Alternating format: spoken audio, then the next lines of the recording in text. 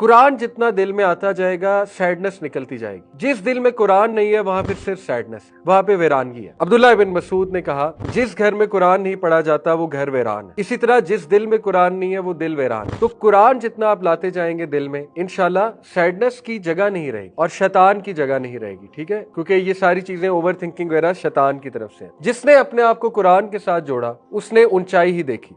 एक क्वेश्चन था किसी का इस हवाले से कि 10 साल हो गए औलाद नहीं हुई, तो उसके बाद डॉक्टर्स वगैरह ने उन्हें बता दिया कि आप औलाद के काबिल नहीं। कुछ ऐसे इश्यूज होते हैं अल्लाह की तरफ से कि वो औलाद हो ही नहीं सकती। कभी मर्द में होते हैं, कभी औरत में होते हैं, किसी में भी हो सकते हैं। ठीक है, तो बहुत डिप्रेशन में गई। और दूसरी डिप्रेशन ये थी कि अब मियाँ आगे शादी करेगा, ये बड़ा मुश्किल होता है औरत के लिए, औरत के शूज में आके सोचा जाए तो। और ऐसा ही हुआ, मियाँ ने कहा कि मुझे तो नस्ल बढ़ानी है अपनी। ठीक है, तो उसने आगे शादी कर ली और उनके साथ भी थी शादी। उन्होंने कुरान के साथ बिजी किया अपने आप को, खुद बताते। उन्होंने इसको एक मौका लिया कि चलो औलाद तो मुझे दी नहीं अल्लाह ने, तो मेरे पास बड़ा एम्पल टाइम है, तो चलो मैं कुरान के साथ जोड़ती हूँ अपने आप। कुरान सीखा, तफसीर सीखी और माशाल्लाह पढ़ते पढ़ते खुद कुरान टीचर बन गई और इस लेवल की बनी कि बहुत बड़ी यूनिवर्सिटी में कुरान पढ़ाने लगी। और वो बूढ़ी हो गई जब उन्होंने ये स्टोरी अपनी सुनाई बुढ़ापे में कि अल्लाह ताला ने मुझे इतने बच्चे दिए। कैसे? जिस यूनिवर्सिटी में पढ़ाती हूँ वो सारे मेरे स्टूडेंट मेरी औलाद की तरह हैं और वो मेरी औलाद से भी ज्यादा सिंसियर है मेरे साथ। मेरे लिए गिफ्ट्स लाते हैं, मेरी इज्जत करते हैं, मेरे पैर दबाते हैं। अल्लाह ने मुझे औलाद की कमी वहां से पूरी कर दी और अल्लाह ताला ने मेरा सदका जारिया इतना बना दिया कि वो मुझसे कुरान सीख कर गई हैं और वो आगे कुरान का काम कर रही हैं। ये बड़ी मोटिवेशनल स्टोरी है कि जिसने कुरान के साथ अपने आप को जोड़ा उसके पास फिर इन चीजों का टाइम नहीं होता, गम में बैठने का और फजूलियात का, ठीक है, अपनी जिंदगी बर्बाद करने का।